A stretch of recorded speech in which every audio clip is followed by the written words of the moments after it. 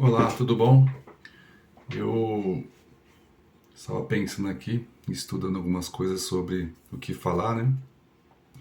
E eu percebi que as pessoas comentam muito que tem que focar em algo, né? Mediante tudo que a gente vai estudando, tudo que a gente vai aprendendo, tudo que a gente vai passando na vida, e a gente vai seguindo em cima de um propósito, um caminho, né?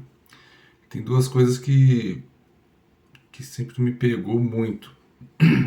Uma foi o relacionamento, principalmente marido e mulher. Outro foi a carreira. E eu não consigo entender ali qual foi o que me pegou mais forte, sabe? O que eu senti mais forte. Desde muito cedo eu sempre pensei em tudo sobre isso, por incrível que pareça. E eu não consigo lembrar o ano que foi, quantos anos eu tinha. Mas sempre eu pensei muito sobre isso, sobre relacionamento e sobre emprego, empresa, profissão. Eu acho que em casa era tudo muito intenso sobre isso, o relacionamento dos meus pais, essa questão de emprego, do que fazer, era tudo muito tumultuado, sabe? Vou contar razoavelmente aqui, mais sucinto, mas depois eu foco em um. Então, meu pai, desde sempre que eu entenda, ele era profissional, bem um bom profissional, dedicado, esforçado, fazia tudo com excelência, tudo procurava fazer tudo perfeito. E chegou um ano que eu não lembro direito quando, ele dava aula no Senai à noite e em 12 anos ele nunca tinha tido uma falta. Esse foi o ponto que mais me pegou. Fora as outras questões que ele tinha também um comportamento meio bravo, então ele vivia saindo de serviço, né? Na época o serviço era muito requisitado, então ele saía de um, entrava em outro, saía de um, entrava em outro, então ele ficava pulando. Isso aí pra mim já ficou meio estranho, né? Porque naquela época só estranho, depois eu fui pensando em outras coisas. Então quando ele encontrou o Senai, ele ficou mais tempo, ia doente, ia, sei lá, machucado, ele ia, ele não faltava de jeito nenhum, era uma coisa que ele amava, era apaixonado por aquilo ali. Até que um dia a gente estava em casa, ele ligou para minha mãe e falou, ó, me encontra numa padaria lá perto do Senai que eu preciso conversar. Aí pegamos um carro, achamos estranho, ele não falava nada disso, de pedir ajuda nem nada, saímos e fomos encontrar ele. Chegou lá e ele falou que ele tinha sido demitido, porque o Senai ia passar por uma reformulação e que ia diminuir a quantidade de professores. Então mandaram alguns embora e ficaram com poucos. Não ia ter mais aquele curso específico, ia ser um curso mais genérico, né? Tipo metalurgia, se não me engano.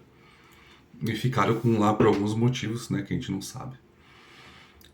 E aquilo ali pesou na minha mente pra caramba. Pensei, meu Deus, então toda aquela dedicação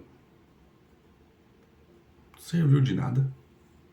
Do que vale a gente se dedicar tanto a algo e não valer nada chegando num momento desse? Lógico que tem muitas variáveis no meio, né? O jeito dele, o jeito que, sei lá, né? Ele era meio bravo, tudo, tem um monte de coisas, um monte de situações, né? Mas é algo que pegou, ficou bem marcado dentro de mim. Isso é uma parte profissional, né? Na parte dele. E aí tem a parte de relacionamento dos meus pais também, que sempre foi muito conturbado, muito conturbado. Eu também desde cedo, também não entendo de quantos anos, sempre quis ter uma família.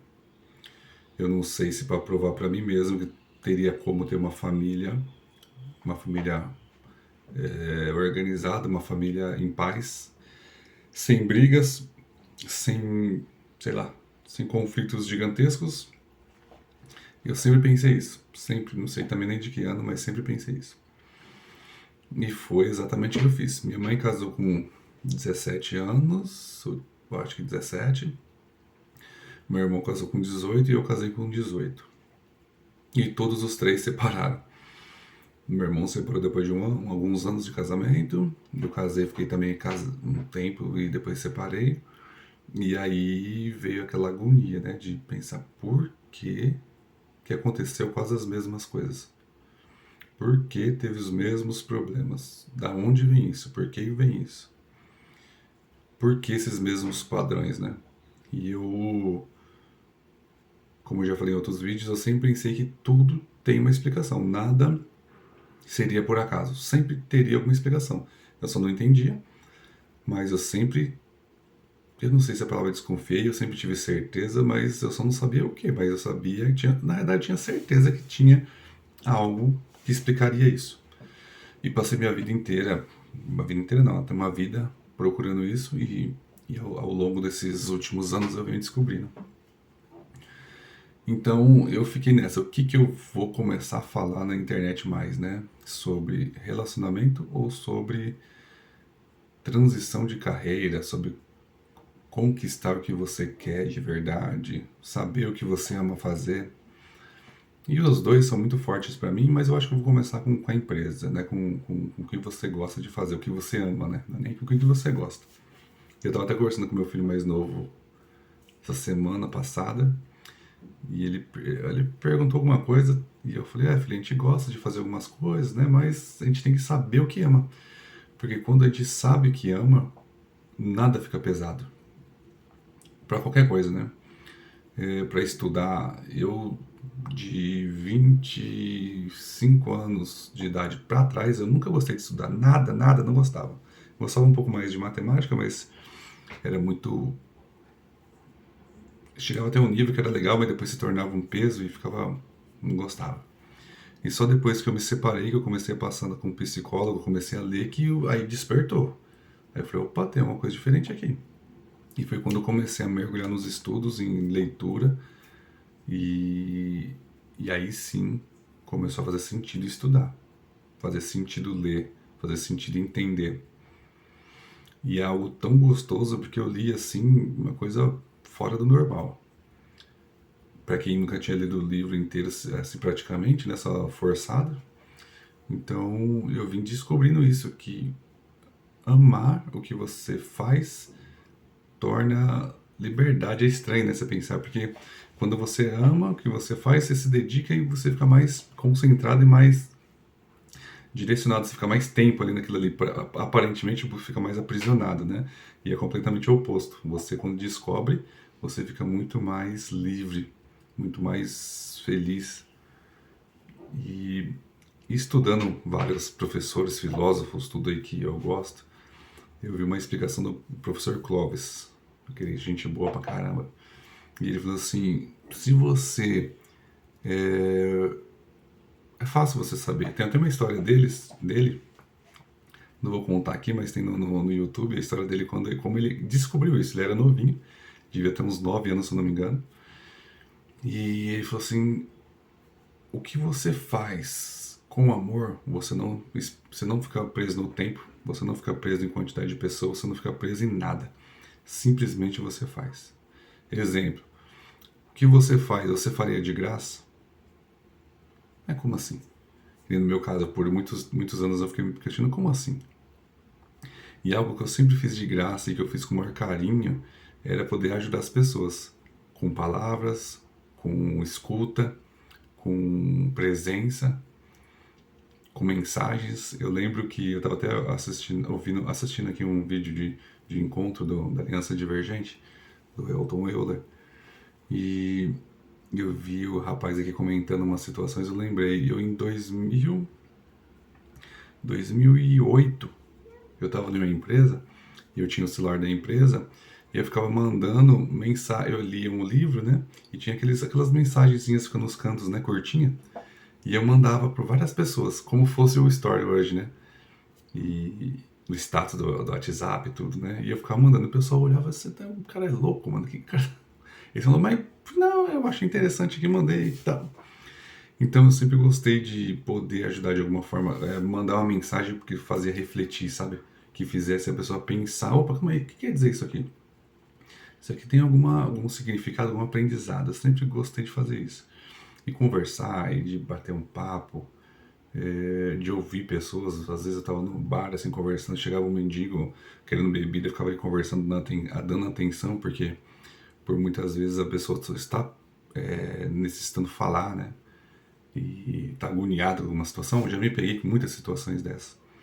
E foi na terapia que eu descobri o que realmente eu amava. Na realidade, na terapia não é que eu descobri, na terapia foi como posso falar, foi a pontinha que faltava, né? Faltava só um detalhezinho para eu compreender de verdade. E quando eu compreendi, fui de cabeça, estou de cabeça e vou viver de cabeça pro resto da minha vida. E até ontem mesmo também ouvindo um podcast, e aí pensando, né, pensando tudo que eu já li, tudo que eu já aprendi, falei, cara, quanto mais a gente aprende, a gente tem a certeza que não sabe nada. E é exatamente isso. Quanto mais você aprende, você fala, cara, eu não sei nada e nunca vou saber nada, porque é muita quantidade de coisas.